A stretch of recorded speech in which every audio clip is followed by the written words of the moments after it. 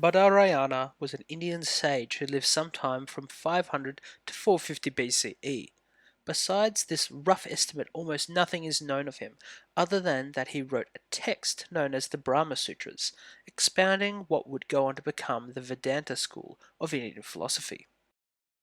Vedanta, meaning the end of the Vedas, due to its claim of systematizing the philosophy of these ancient texts which date back to the early 1st millennium BCE. It is also called Uttara Mimamsa, meaning later inquiry, as it focused on the philosophical writings in the Upanishads. This is placed in contrast to the writing of Badarayana's student, Jamani, who would go on to found the school of Purva Mimamsa, or former inquiry, which focused on the early ritual actions within these same Vedic texts.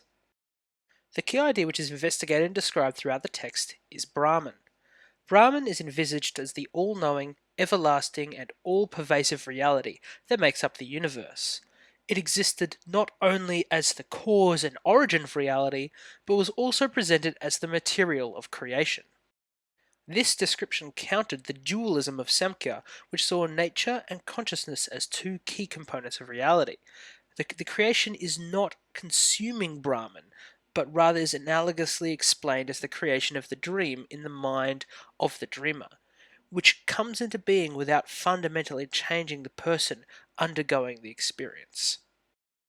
Similarly, the text refutes the ideas of the Vaisheshika by arguing that the universe must have been created by a sentient force, rather than insentient atoms, and also questioning the origin of these atomic substances. In this act of genesis, the Brahman is also assigned the role of detached creator, whose action of creation was without motive or purpose. In this argument, the writer appears to be attacking those who would assign suffering and evil to Brahman, instead suggesting that Brahman dispenses the results of life in samsara in accordance with the laws of karma. One of the most important relationships explored in the Brahma Sutras is the relationship between Brahma, the ultimate, and Jiva, the individual soul.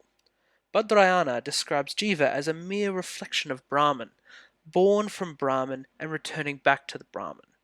The Jiva is Brahman, but Brahman is not the individual Jiva. However, the Jiva and karma are seen, unlike the physical world, to be beginningless, existing in subtle form within broader Brahman. This proposition was used to overcome issues within the theory of samsara and karma theory, with persons' reincarnations being commensurate with their actions in previous lives.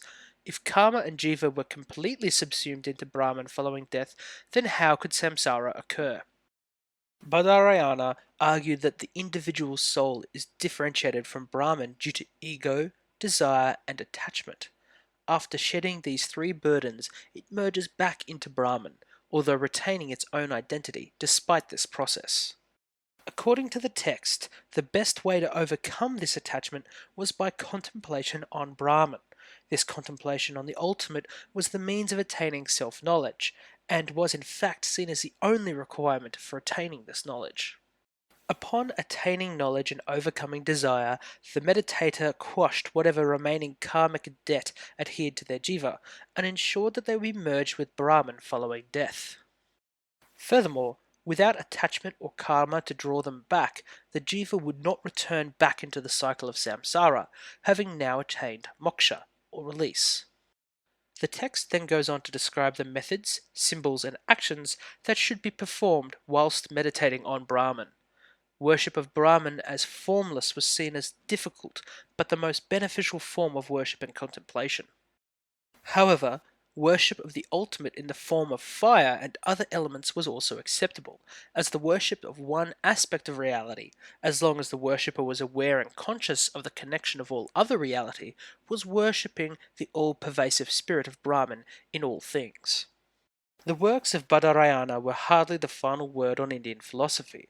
However, they lay as the cornerstone of India's most influential indigenous philosophical tradition, Vedanta.